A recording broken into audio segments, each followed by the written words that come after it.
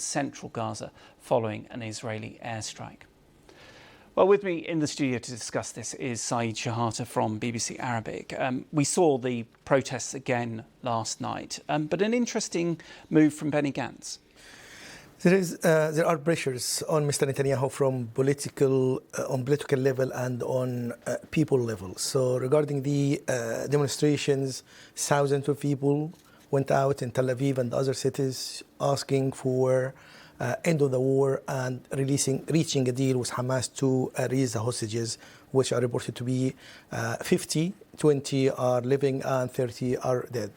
And one of the brothers of one of the hostages said to Mr. Netanyahu, instead of saving lives, he is risking sentencing the living hostage to death and the fallen one to be lost forever. In addition, he said, Mr. Netanyahu condemning the country to eternal war, which is ending in soldiers sentenced to death in a war whose objective have long been achieved. So there is no reason for this war, in the opinion of Yotam Cohen, one of the brother of one of the hostages.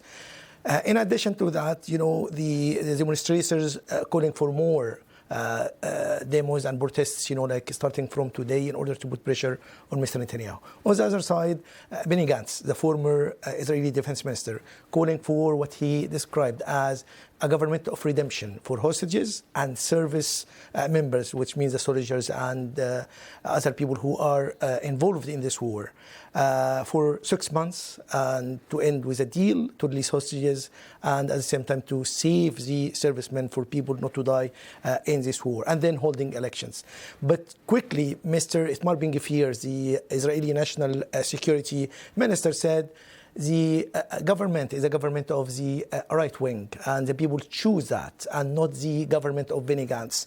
In addition to that, he said this government will not accept what he described, or what he called, a surrender deal with Hamas. So there is no talk about a deal with Hamas. So all of this pressure on Mr. Netanyahu from inside Israel so far didn't make any difference. So Mr. Netanyahu is determined to go on with the offensive on Gaza City and the whole of Gaza. And meanwhile, that offensive is carrying on in Gaza. And we had on Friday the fact that famine has officially been confirmed in Gaza City. Unfortunately, the staggering statistics from the report saying, like, Gaza City, there is famine there and it will spread to the rest of Gaza next month. More than 260 people died out of hunger, including 113 children, which is also a staggering number. In addition to that, more people are killed day by day, waiting to get aids in the queues to get food when they are hungry. In addition to that, the sick people also dying, not because of the sickness itself, but because of malnutrition. So the malnutrition affecting to make the life of people, patient to end very quickly.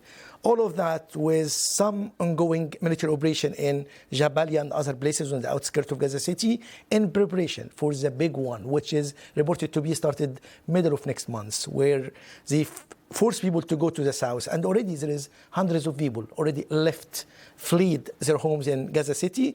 But the problem is some others refusing to go out.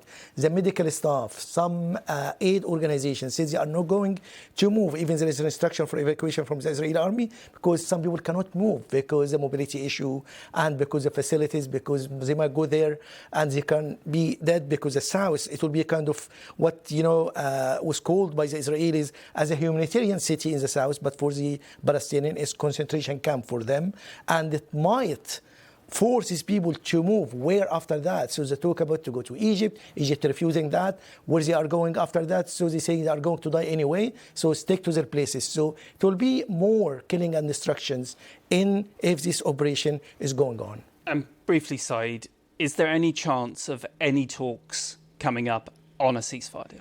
Unfortunately not, because Mr. Netanyahu refused the offer by Hamas. Hamas accepted a truce for 60 days to release 10 living hostages 18 of the dead bodies in return for more aid and pausing the hostilities.